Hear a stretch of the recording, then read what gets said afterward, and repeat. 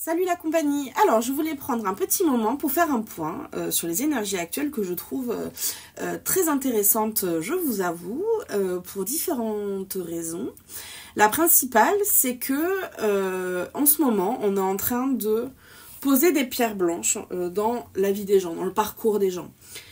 Il y a eu un avant, il y aura un après. Concrètement, là, il y a un changement de paradigme qui se met en place, il y a des bascules, en fait, qui se font sur des sujets que, personnellement, j'adore, que je trouve très inspirants, très créatifs, très lumineux aussi. Donc, les énergies actuelles, c'est pas que pour dire c'est la merde, c'est aussi pour dire on a le droit d'être optimiste. Concrètement, c'est ça. Et en ce moment, par exemple, en séance, je masse beaucoup. Je vous détends comme ça, genre tout va bien, tu es flexible, tu es de l'eau, tu es un poulpe. Voilà, c'est vraiment dans ce sens-là qu'on travaille en ce moment, justement pour que chacun trouve la fluidité de passer d'un monde à l'autre. Le premier sujet qui revient en séance en ce moment, c'est le sujet de la sérénité. La sérénité, c'est quoi concrètement? La définition de la sérénité. Parce que quand on se pose la question du haut de notre tête, ça nous paraît clair, c'est-à-dire c'est du calme, etc. Mais concrètement, énergétiquement, c'est quoi la sérénité? Comment on la crée en fait? Parce que là, il est question de créer quelque chose. Quand on passe d'un monde à l'autre, et surtout pour qu'il y ait un avant, un après, et qu'on puisse plus rétropédaler, on puisse plus changer vraiment être tenté en tout cas de revenir en arrière, c'est parce qu'il y a une structure qui se pose, il y a une construction qui se pose. Cette construction dont on parle en ce moment, c'est celle de la sérénité. Et ça, effectivement, c'est une question de maîtrise versus contrôle. Dans le sens où il y a beaucoup de personnes qui vont chercher la sérénité via une notion de contrôle. C'est-à-dire, je vais tout repousser autour de moi, je vais me mettre des barrières dans tous les sens, je me mure dans une forme de calme, de paix intérieure, et si personne m'agresse, ça sera ça ma sérénité. Le truc, c'est que la vie, elle est pas faite comme ça. Elle n'est pas construite comme ça. Dans la vie, il y aura toujours un connard quelque part sur la route, un mec qui va te barrer la route. Il y aura toujours un mec à Carrefour dans la file d'attente qui va te faire chier devant, qui va te marcher sur le pied ou je sais pas trop quoi. Il y aura toujours un con. Donc, malheureusement, c'est fait comme ça. Ça représente la partie sombre de l'univers. On a besoin de ça dans l'énergie. Je vais en parler tout à l'heure. Mais concrètement, si on s'emmure, si on a le réflexe de s'emmurer comme ça dans notre paix intérieure, c'est-à-dire je repousse les agressions et comme ça je serai tranquille, c'est aussi chercher une licorne, parce qu'il y aura toujours une notion d'agression qui va venir quelque part. Donc la sérénité ne peut pas être associée à une notion de protection, c'est-à-dire je me protège donc je suis en paix. Non, au contraire, c'est une notion de fluidité, c'est les cons ont le droit d'exister exactement comme moi j'ai le droit d'exister. La question, c'est que je m'en fous d'eux en fait. Donc le réflexe, quand quelqu'un veut agresser, veut oppresser, veut être toxique, veut être je ne sais trop quoi, c'est pas vite, je mets mes protections, vite, je protège ma paix intérieure, vite, je me préserve. Pas du tout, c'est mais tu penses que tu vas faire quoi? C'est une notion de souveraineté, c'est-à-dire je suis tellement safe avec moi-même que même quand on me met dans un environnement qui est clairement pas à mon avantage, je reste safe avec moi-même. C'est laisser la vie nous traverser. Donc la sérénité énergétiquement, ça ressemble à quoi? Ça ressemble à une funambule, ou un funambule, voilà, en parfaite maîtrise de son exercice, dont le fil sur lequel le funambule marche est tenu par, d'un côté, les énergies extrêmement positives, sacrées, tout ce que vous très lumineux dans l'énergie, etc.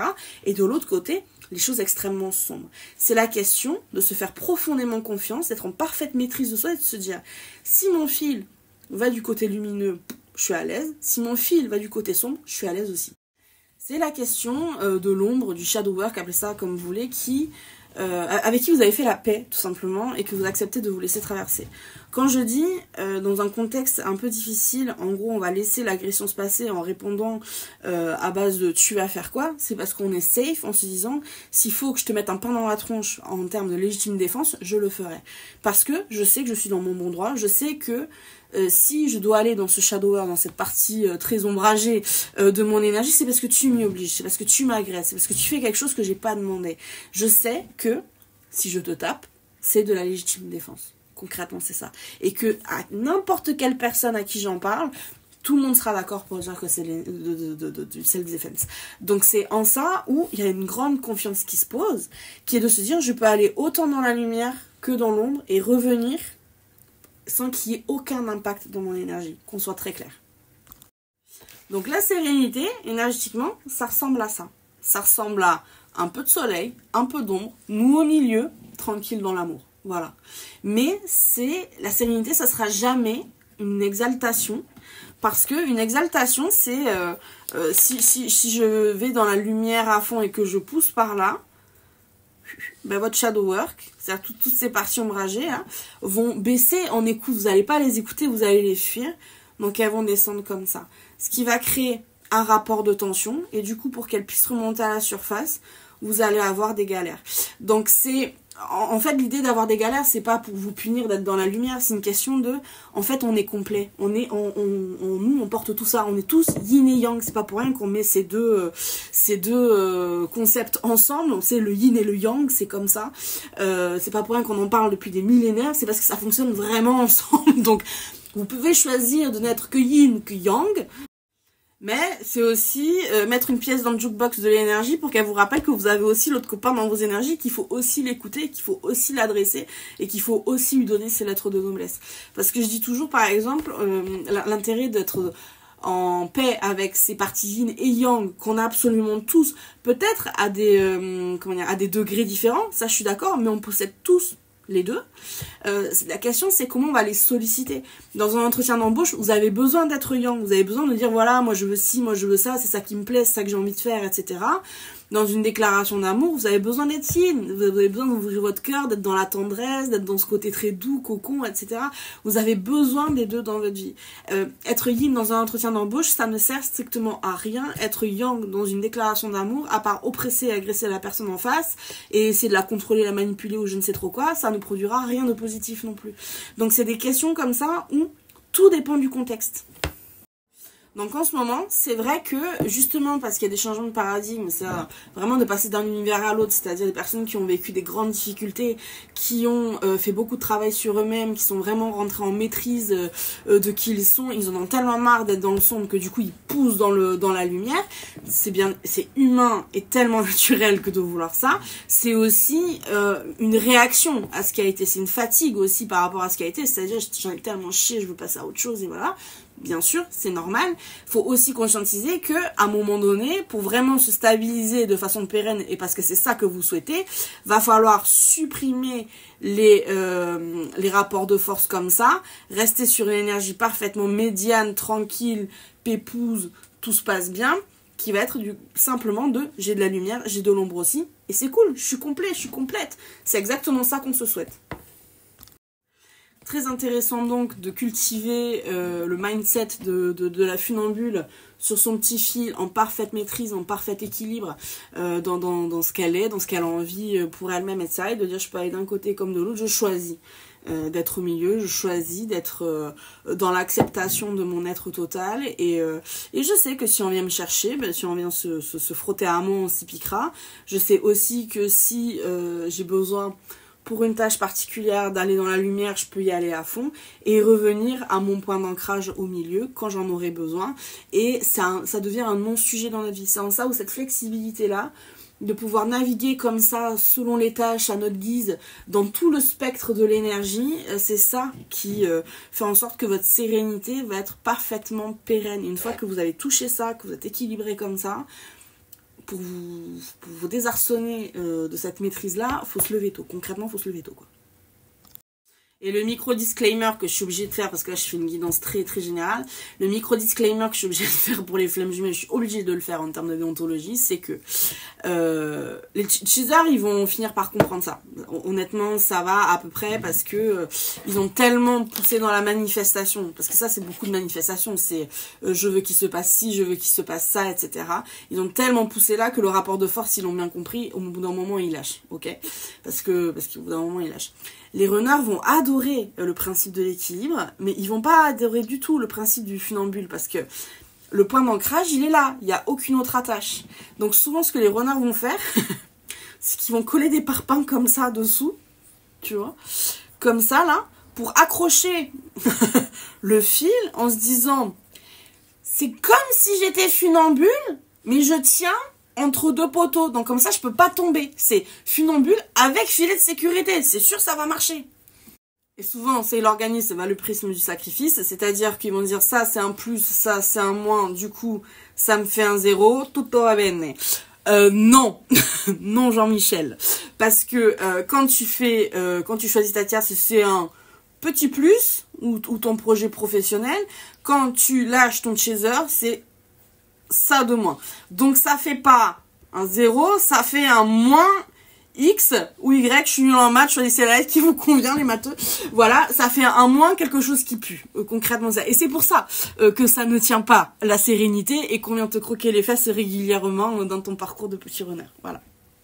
Donc, quand on parle de funambule, il n'est pas question de créer l'illusion du funambule dans un rapport de positif, de négatif, de sacrifice, de j'ai choisi ci, je sais ça. Il est question de soi, d'introspection, de notre shadow work qu'on va assumer, etc.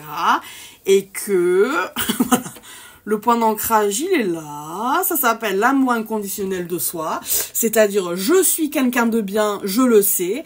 Et quelqu'un de bien, quand on l'emmerde, il se défend. Et quelqu'un de bien, quand on le soutient, il est dans son plein potentiel, il s'éclate. Voilà. C'est ça. Petit disclaimer. Ensuite, l'autre sujet qui vient un peu masser, pouponner comme ça dans l'énergie, c'est un rapport à... Qu'est-ce qu'on en fait d'avoir été une victime à un moment donné dans notre parcours, c'est-à-dire de s'être identifié comme étant victime de quelque chose, que ce soit une blessure, un trauma, une injustice, un abandon, un rejet, peu importe. Et surtout la question de comment pas forcément comment on guérit ça, mais comment on entérine la guérison. C'est-à-dire, ça, c'est fait, j'archive. Cette question-là, elle est un peu subtile parce que quand on a vécu quelque chose qui est éminemment douloureux de ce point de vue-là, pour se reconstruire, il a fallu s'identifier à un moment donné comme étant victime de ça. C'est-à-dire, si je suis victime, j'ai besoin de soins, j'ai besoin de me réparer, j'ai besoin de me préserver, etc. Ce qui est vrai. Mais une fois que c'est fait, on en fait quoi? Concrètement, on en fait quoi? Une fois que c'est réparé, il y a une énergie qui peut stagner longtemps. Vraiment chez nous, qui est de se dire voilà, je suis une victime guérie, je suis une victime qui a fini son travail de guérison. Se considérer, s'identifier en fait comme étant toujours une victime quelque part, c'est toujours laisser une place à son bourreau. Donc ce que ça sous-entend, de se dire voilà, je suis une victime et j'ai guéri ça, j'ai réparé ça, se raccrocher vraiment à cet état, à ce mot, à cette identification là, c'est aussi toujours accepter que le bourreau existe quelque part, c'est juste qu'on est dans une acceptation de ça. C'est juste qu'on est dans le fait de se dire, voilà, c'est comme ça, c'est mon passé, c'est ma vie, très bien, je suis cool. Refilons sur la question de la sérénité. La sérénité, c'est pas se dire, voilà, je suis une victime parfaitement réparée, c'est bon, je suis dans la lumière, tout ça c'est fini. C'est se dire, je m'en fous. C'est-à-dire, s'il y a une victime qui existe, il y a un bourreau qui existe. Il n'y a pas de victime qui existe toute seule. Victime égale bourreau. Il y a quelqu'un qui a fait mal à cette personne-là. D'accord? Donc, la fin de guérison, c'est pas ce sentiment d'acceptation, c'est ce sentiment, au contraire, de réparer profondément. Limite, de raccrocher le wagon avant le trauma. C'est se dire, par exemple, je vous prends une blessure d'enfance qui se passe, je sais pas, à l'âge de 7 ans, par exemple. Mais si on m'avait pas fait ça quand j'ai eu 7 ans, concrètement, aujourd'hui, je serais qui? Et ma réparation, elle va venir exactement en étant cette personne-là qu'intuitivement, naturellement, je serais devenue si on m'avait foutu la paix. Donc ma réparation, elle ne va pas que venir du fait de réparer le trauma. Ça, je l'ai fait, je me suis prouvé que je pouvais le faire. Par rapport à mon trauma, j'ai fait le travail qu'il fallait, j'ai eu l'acceptation qu'il fallait, j'ai le lâcher-prise qu'il fallait, ça c'est fait. Mais mon soin total, pérenne, définitif, il va venir du fait que je vais venir accrocher le wagon, pas à 7 ans et demi, 6 mois après le trauma, à 6 ans et demi, 6 mois avant le trauma. Et je vais devenir la personne, si je me respecte, si je m'écoute, si je suis parfaitement souveraine avec moi-même, je vais aller raccrocher le wagon là-bas et être cette personne que j'aurais dû être. Parce que c'est ça ma sérénité. C'est ça l'essence de qui je suis. Et que le bourreau ait existé ou pas dans ma vie, que le trauma ait existé ou pas dans ma vie, La finalité, c'est que je suis tellement forte, c'est que je suis tellement en confiance que ça n'aura pas eu raison de ma nature profonde. Et ça, c'est le vrai flex. Que le bourreau, que le trauma ait existé dans ma vie, ça ne m'aura pas désorienté de qui je suis profondément. Ça, c'est le vrai big ass flex. Alright? C'est le vrai truc où là, tu te dis ça, une fois que je touche ça dans mon mindset, une fois que c'est là, ça ne bougera plus parce que personne, et je me suis prouvé que personne n'était en capacité de me prendre ma nature profonde, de venir l'altérer. Il y a rien dans mon énergie qui est défini par le négatif que j'ai jamais demandé à vivre, que j'ai subi, pour lequel j'ai tout réparé, et ça ne m'a pas éloigné de qui je suis. C'est-à-dire, je me retrouve comme tous les chemins vont à Rome. Je suis Rome. Voilà, je suis immuable. Et ça, je vous promets que quand vous ressentez ça, vous êtes bien avec vous. Vous êtes énergie un peu sexy. Voilà. Ça vient filer sur une petite subtilité aussi dans l'énergie par rapport à la question du coup du talent. C'est-à-dire que si on raccroche le wagon dans son plein potentiel, donc qui on aurait été si on avait été complètement protégé par la vie, aucun négatif, etc. Ça vient chatouiller la question de quel est ton plein potentiel, dans ton énergie souveraine, ce pourquoi tu es fait, ta mission de vie, ce genre de choses, etc. Ça permet, si vous voulez, de conscientiser que ce négatif qui a existé, la question c'est pas de faire semblant qu'il n'a pas existé, il a existé. Il avait aussi, entre guillemets, un intérêt. C'est-à-dire que quand on est dans cette énergie extrêmement souveraine de concrètement je suis imbutable, ce négatif, la façon dont on le conscientise, c'est pas via le déni, l'amnésie, c'est plutôt via une forme de philosophie. Si ça existe, c'est qu'il y a forcément eu un intérêt au fait que ça existe, donc j'ai quelque chose de constructif à en tirer. Positif, faut pas déconner, mais constructif à en tirer. Dans l'écrasante majorité des cas, c'est un enseignement. Ça sous-entend une forme de talent. L'énergie dépenserait pas de la salive à vous apprendre à faire quelque chose pour que ça vous ne serve à rien. Concrètement, c'est ça. L'énergie, elle a autre chose à foutre, qu'on soit très clair. Donc, je prends un exemple hard. Quelqu'un qui a vécu vraiment une enfance atroce, ballotté de famille en famille, imaginez un gamin de la DAS, etc. Il est probable que son talent, lui, en tant qu'adulte, sans parler du trauma, ça soit justement d'encadrer des jeunes. Ok, mais que pour encadrer des jeunes, on peut le faire via la théorie de ce qu'on apprend sur les bancs de l'école, on peut aussi le faire avec le cœur, avec l'expérience, et de regarder un jeune dans le blanc des yeux et lui dire « Moi j'ai vécu la même chose et je m'en suis sortie. Donc si je peux, toi tu peux aussi. » Il n'est pas question de guider via le prisme du sachant et de celui qui apprend, c'est-à-dire le sachant, imagine, je sais pas, un éducateur qui a fait ça via le syndrome du sauveur par exemple. Et il est question du sachant qui sait parce qu'il l'a vécu lui-même. Donc il y a une question de hiérarchie qui est parfaitement abolie. Mais pour que cet adulte, ancien placé de la DAS, etc., qui est en train de changer la vie de gamin en grande souffrance, pour qu'il puisse le faire, fallait bien qu'il soit placé lui aussi. Voilà. Donc l'autre flex, encore plus flex que flex, c'est de se dire, tout ça je l'ai vécu pour faire ça. Et là, je vous promets que l'ancien gamin placé de la DAS, qui est devenu le meilleur éducateur que vous verrez jamais, qui est en train de te remettre dans le droit chemin des cas extrêmement difficiles, là où d'autres sont mangés la poussière, quand il rentre chez lui le soir, il dit « Là, ma vie, elle fait sens. Elle fait vraiment sens. » C'est un sentiment à l'opposé d'une forme de flatterie personnelle, genre « Ah, je suis trop fort, je suis trop bien, j'ai bien bûché mon diplôme d'éducateur spé, oh là là, c'est vraiment mon syndrome du sauveur, j'ai bien fait de l'avoir, rien à battre. » Il y a ce côté de « J'ai vécu l'enfer, et là je suis en train d'en faire un truc hyper constructif, parce qu'aujourd'hui j'ai sorti, je sais pas, 5 gamins de la merde. Et là, aujourd'hui, ma vie, elle fait sens, il y a une structure à tout ça, il y a une stratégie à tout ça. Putain que je suis dans la gratitude de ressentir ce que je suis en train de ressentir là. C'est extrêmement humble, au contraire, comme positionnement. Ça, c'est un autre flex de se dire, ce que j'ai vécu n'étant pas un trauma, ma malédiction, cette part sombre chez moi, c'était mon apprentissage. Parce que j'avais quelque chose à faire par rapport à ça. Et ce que j'avais à faire, c'était justement prendre de l'expérience. Parce que ce que je suis en train de faire, c'est extrêmement noble.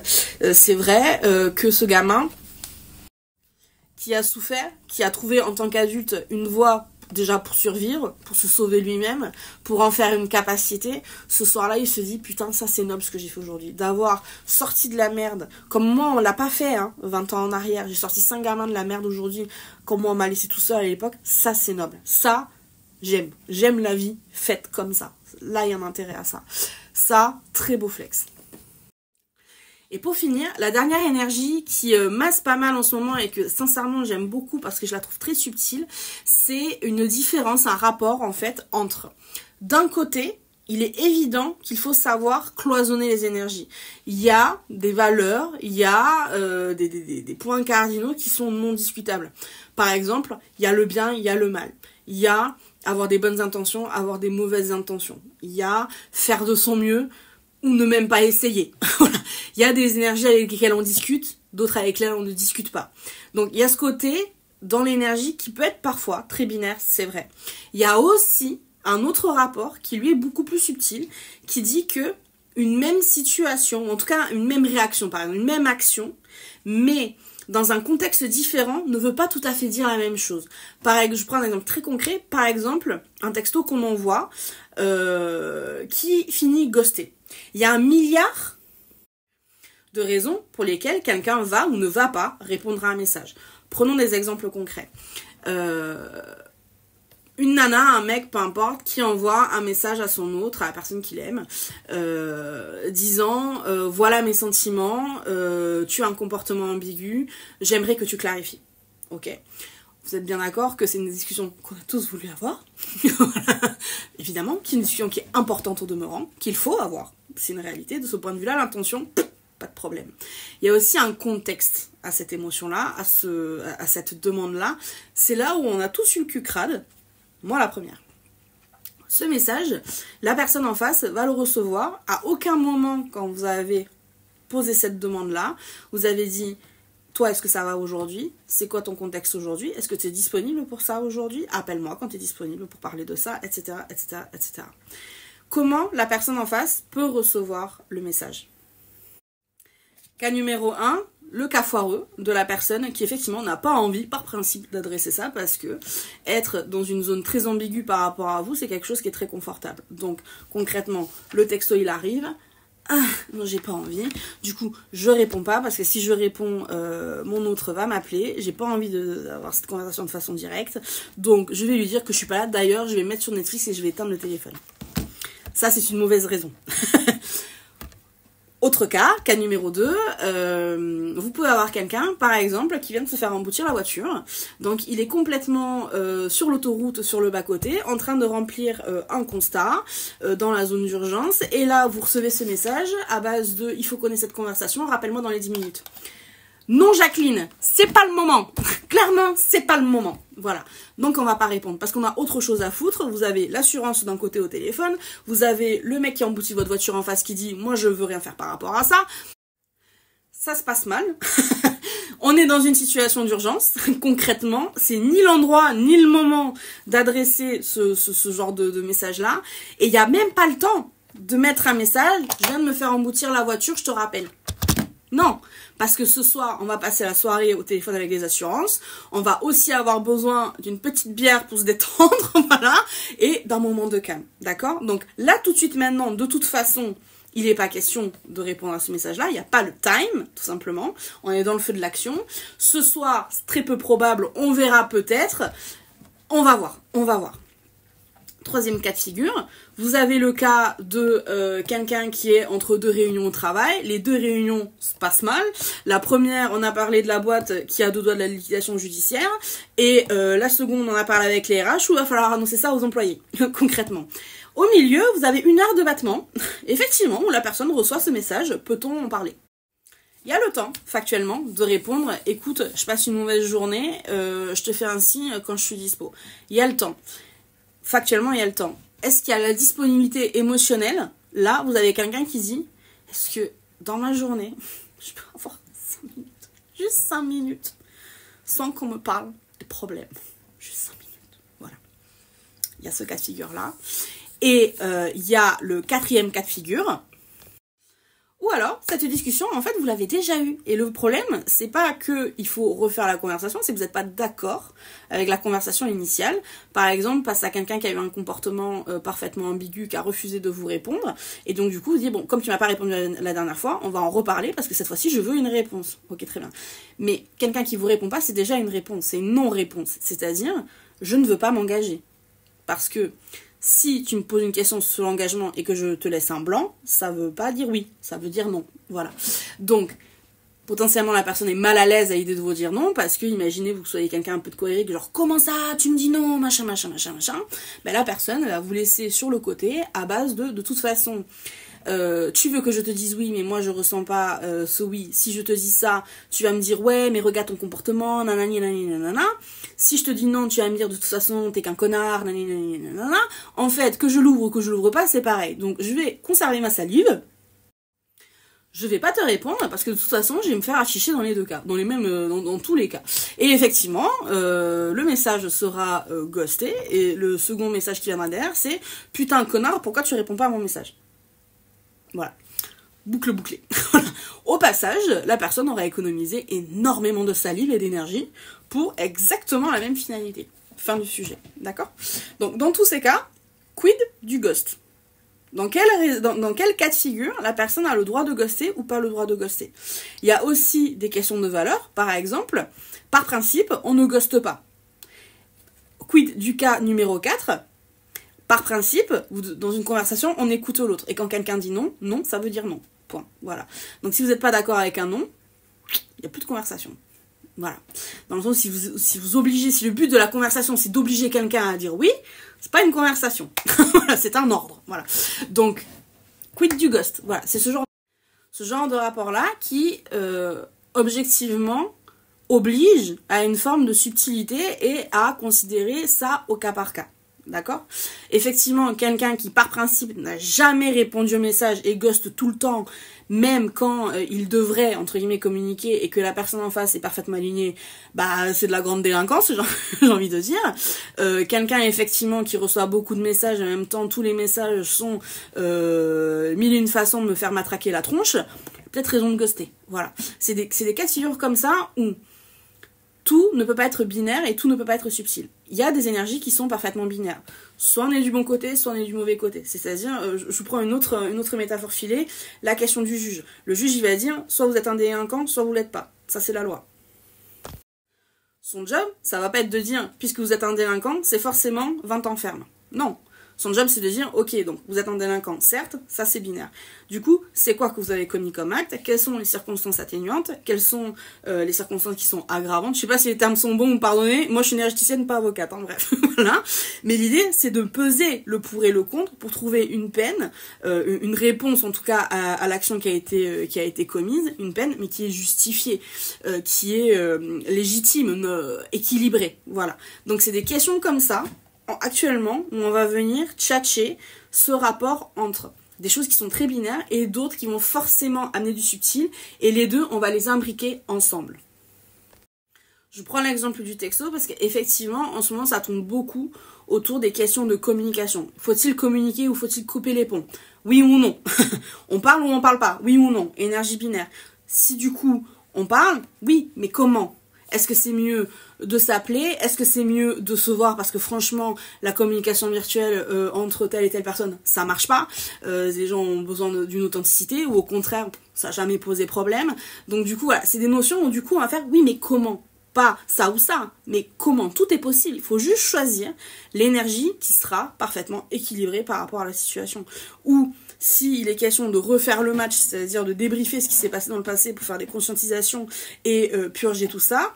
Oui, effectivement, mon autre ne m'a pas répondu, ou effectivement, oui, j'ai pas répondu à mon autre, mais voilà les moments dans lesquels, entre guillemets, j'avais le droit, c'était équilibré que je ne le fasse pas parce que t'étais en train de m'agresser. Voilà, par contre, les endroits où j'aurais dû le faire et je ne l'ai pas fait.